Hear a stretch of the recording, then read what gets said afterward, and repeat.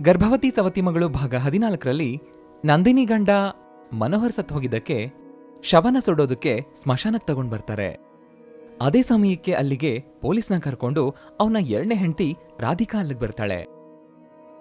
ಮನೋಹರ್ ತಂದೆ ತಾಯಿ ಅವನನ್ನ ವಿಷ ಹಾಕಿ ಕೊಂದಿದ್ದಾರೆ ಅಂತ ರಾಧಿಕಾ ಕೇಸ್ ಹಾಕ್ತಾಳೆ.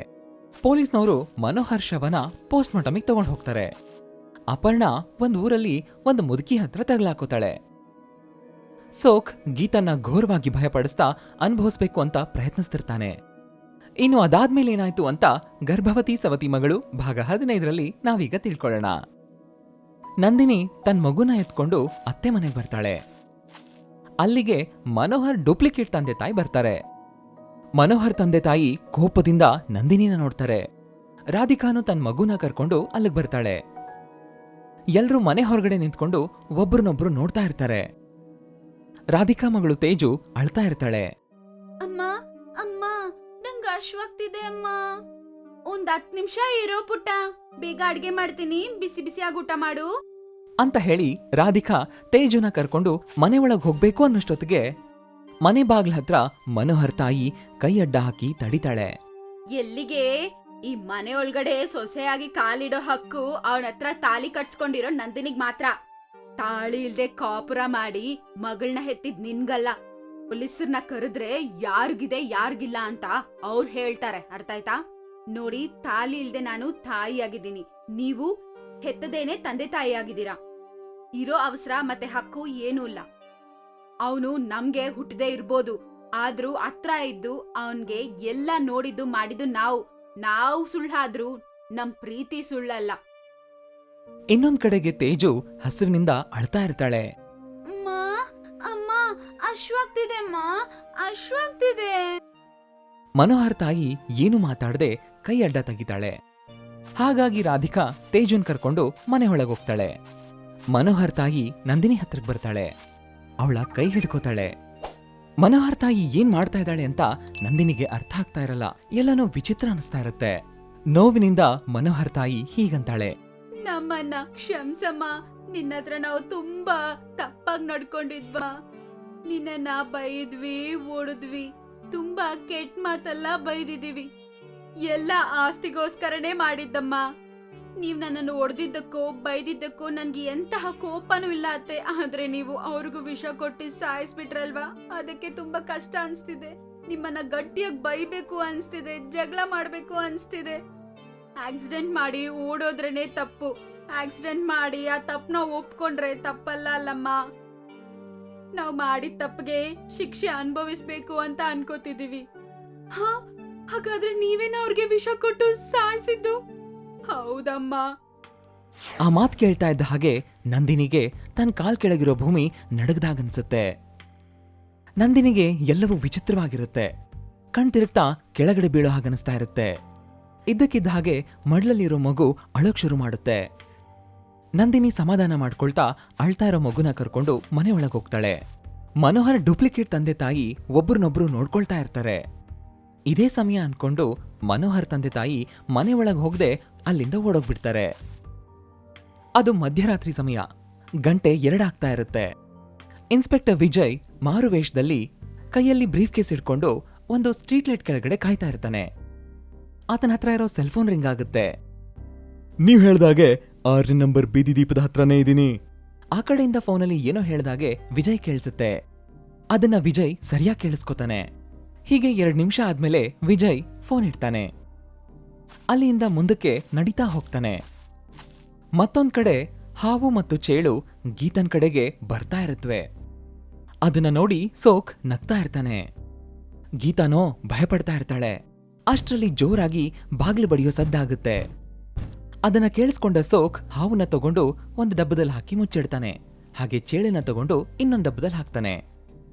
ಗೀತಾ ನಿಟ್ಟುಸಿರು ಬಿಡ್ತಾಳೆ. ಸೋಕ್ ಬಂದು ಬಾಗಿಲು ತೆಗಿತಾನೆ. ಎದುರುಗಡೆ ಹುಡುಗ ಕಾಣಿಸ್ತಾನೆ. ಅಣ್ಣ, ಫ್ರೆಶ್ ಆಗಿರೋ ಹುಡುಗಿ ಬೇಕು ಅಂತ ಯಾರೋ ಬಂದಿದ್ದಾರೆ. ಸೂಟ್ ಕೇಸ್ ತುಂಬಾ ದುಡ್ಡು ತಗೊಂಡ್ ಬಂದಿದಾರಣ್ಣ. ಬರ್ತೇನೆ ನಡೆ ಅಂತ ಹುಡುಗನಿಗೆ ಹೇಳಿ ವಾಪಸ್ ಗೀತನ ಹತ್ರಕ್ಕೆ ಬರ್ತಾನೆ. ಕೋಟಿ ರೂಪಾಯಿಗೆ ನಿನ್ನ ಈಗ್ಲೇ ಮಾರ್ತಾ ಇದ್ದೀನಿ. ಶೇಖ್ ಹತ್ರ ನೀನು ಹೇಗ್ ತಪ್ಪಿಸ್ಕೋತೀಯ ನೋಡ್ತೀನಿ. ಇಲ್ಲಿ ನಾನೊಬ್ನೇ, ಆದ್ರೆ ಅಲ್ಲಿ ಅದೆಷ್ಟ್ ಜನನೋ. ಮೆಂಟಲಿ ರೆಡಿ ಆಗಿರೋ. ಅಂತ ಹೇಳಿ ಸೋಕ್ ಅಲ್ಲಿಂದ ಹೋಗ್ತಾನೆ. ಮತ್ತೊಂದ್ ಕಡೆಗೆ ಅಂಜಯ್ಯ ಮನೆಗೆ ವಾಪಸ್ ಬರ್ತಾನೆ. ಬೀಗ ಹಾಕಿರೋ ಬಾಗ್ಲನ್ ತೆಗೆದು ಒಳಗ್ ಬರ್ತಾನೆ. ಮನೆಯೆಲ್ಲ ಬಿಕ್ಕೋ ಅಂತಿರುತ್ತೆ. ಅಪರ್ಣ ಮತ್ತೆರಡು ಮಕ್ಕಳು ಯಾರೂ ಇರಲ್ಲ. ಅಪರ್ಣ, ಗೀತಾ, ಎಲ್ಲಿದ್ದೀರಾ ನೀವು? ಇಷ್ಟಕ್ಕೂ ಎಲ್ಲಿಗೆ ಹೋಗಿದ್ದೀರಾ ನೀವು? ಹೇಗೋದ್ರೋ ಏನೋ, ಪೊಲೀಸಿಗೆ ದೂರ್ ಕೊಡ್ತೀನಿ, ಅವರೇ ಹುಡುಕ್ ಕೊಡ್ತಾರೆ ಅಂತ ಅನ್ಕೊಳ್ತಾ ಇದ್ದ ಹಾಗೆ ಪಕ್ಕದ ಮನೆ ಪಾರ್ವತಿ ಅಲ್ಲಿಗೆ ಬರ್ತಾಳೆ. ಅಣ್ಣ ಬಂದ್ರಾ? ನನ್ ತಿಳಿದಷ್ಟ್ ಮಟ್ಟಿಗೆ ನಾನ್ ನಿಮ್ಗೆ ಹೇಳ್ತೀನಿ, ನೀವು ಆಚೆ ಹೋದ್ಮೇಲೆ ನಿಮ್ ಮನೆಗೆ ಸಿನಿಮಾ ತೆಗಿಯೋನಂತ ಯಾರೋ ಒಬ್ಬ ಹುಡ್ಗ ಬಂದ. ಅವನತ್ರ ಗೀತಾ ಮತ್ತೆ ಅಪರ್ಣ ನಗ್ತಾ ಮಾತಾಡ್ತಿರೋದು ನಾನ್ ನೋಡ್ದೆ. ಮತ್ತೆ ನಾನ್ ಯಾರಂತ ಕೇಳಿದ್ರೆ ಸಿನಿಮಾ ಅವರು ನನ್ ಮಗಳನ್ನ ಹೀರೋಯಿನ್ ಮಾಡಕ್ಕೆ ಕೇಳಕ್ ಬಂದಿದ್ದಾರೆ, ನಾವು ಟೌನ್ಗೆ ಹೋಗ್ತೀವಿ ಅಂತ ಹೇಳಿದ್ರು. ಆ ಸಿನಿಮಾದವ್ರ ಹೆಸರು ಏನಂತ ಹೇಳ್ತೀಯಮ್ಮ? ಅದೆಲ್ಲ ನಂಗೆ ಗೊತ್ತಿಲ್ಲ ಅಣ್ಣ. ಅಪರ್ಣನ ಕೇಳಿದ್ರೆ ಅವಳು ಏನು ಹೇಳಿಲ್ಲ. ಒಂದ್ ವೇಳೆ ಅಮ್ಮ ಮಗಳಿಬ್ಳು ಸೇರಿ ಸಿನಿಮಾ ತೆಗಿಯಕ್ ಹೋಗಿದಾರೇನೋ. ಇರ್ಬೋದು ಪಾರ್ವತಿ, ಏನೇ ಇರ್ಲಿ, ನಾನು ಹೋಗಿ ಪೊಲೀಸ್ನವ್ರಿಗೆ ದೂರ್ ಕೊಟ್ಟು ಬರ್ತೀನಿ. ಆ ಮಾತ್ ಕೇಳಿಸ್ಕೊಂಡು ಪಾರ್ವತಿ ಅಲ್ಲಿಂದ ಹೊರಟೋಗ್ತಾಳೆ. ಅಂಜಯ್ಯ ಮನೆಯಿಂದ ಹೊರಗಡೆ ಬಂದು ಬೀಗ ಹಾಕ್ತಾನೆ. ಹಾಗೆ ನಡ್ಕೊಂಡ್ ಮುಂದೆ ಹೋಗ್ತಾ ಇದ್ದಾಗ ಎದುರುಗಡೆಗೆ ಅಪರ್ಣ ಕಾಣಿಸ್ತಾಳೆ. ಹುಚ್ಚಿ ತರ, ಸೊರಗೋಗಿರೋ ತರ, ಹಸುವಿನಿಂದ ಇರೋ ತರ ಅಪರ್ಣ ಕಾಣಿಸ್ತಾಳೆ. ಅಪರ್ಣ ನೋಡ್ತಾ ಇದ್ದ ಹಾಗೆ ಅಂಜಯ್ಯನಿಗೆ ವಿಷಯ ಎಲ್ಲ ತಿಳಿಯುತ್ತೆ.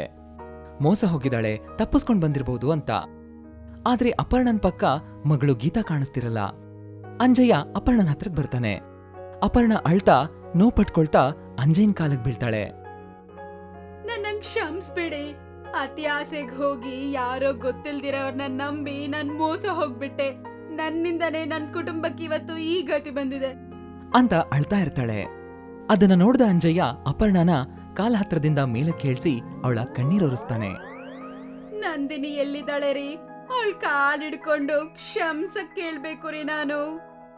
ನಂದಿನಿ ಬಗ್ಗೆ ಮಾತಾಡ್ತಾ ಇದ್ದ ಹಾಗೆ ಅಂಜಯ್ಯ ಏನು ಮಾತಾಡದೆ ಮೌನ ಆಗ್ಬಿಡ್ತಾನೆ.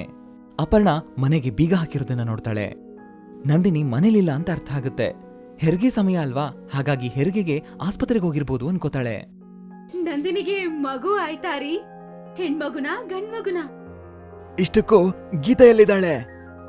ಆಗ ಅಪರ್ಣ ನಡೆದ ಎಲ್ಲಾ ವಿಷಯನೂ ಅಂಜಯ್ಯನಿಗೆ ಹೇಳ್ತಾಳೆ.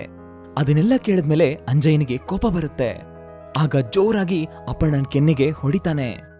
ನೀವ್ ಹೊಡೆದ್ರು ಬೈದ್ರು, ಈಗ ನನ್ಗೆ ಬುದ್ಧಿ ಬಂದಿದೆ ರೀ. ನಮ್ ಮಗನ್ನ ಅವನು ಎಲ್ಲಿಗೆ ಯಾರಿಗೆ ಎಷ್ಟಕ್ ಮಾರಿದನಂತ ಗೊತ್ತಿಲ್ಲ ರೀ.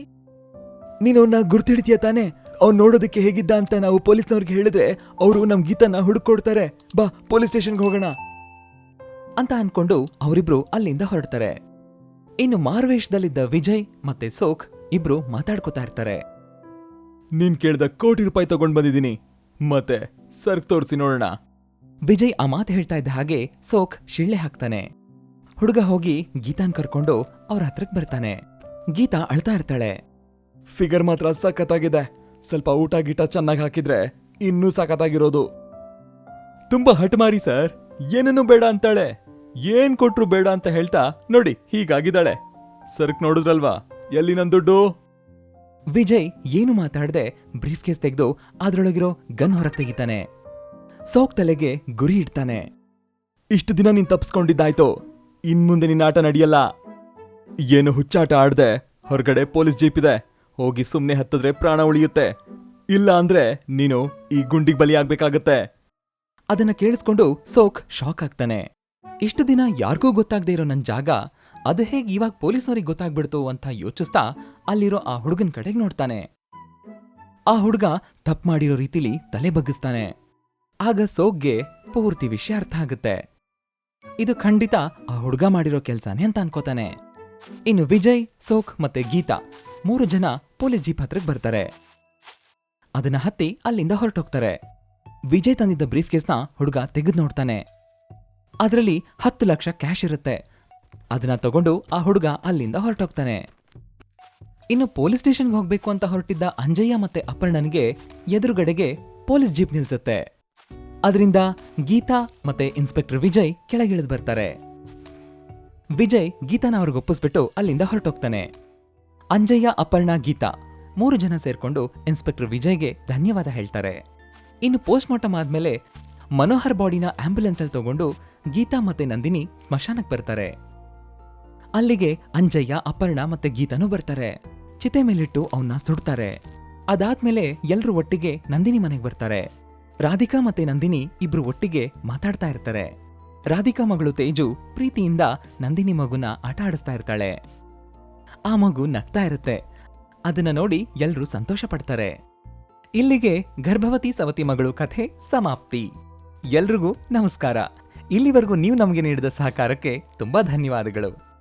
ಇನ್ನೊಂದು ಹೊಸ ವಿಶೇಷ ಕಥೆಯೊಂದಿಗೆ ನಿಮ್ ಮುಂದೆ ಬರ್ತೀನಿ. ಅಲ್ಲಿವರೆಗೂ ಕಾಯ್ತಾ ಇರಿ.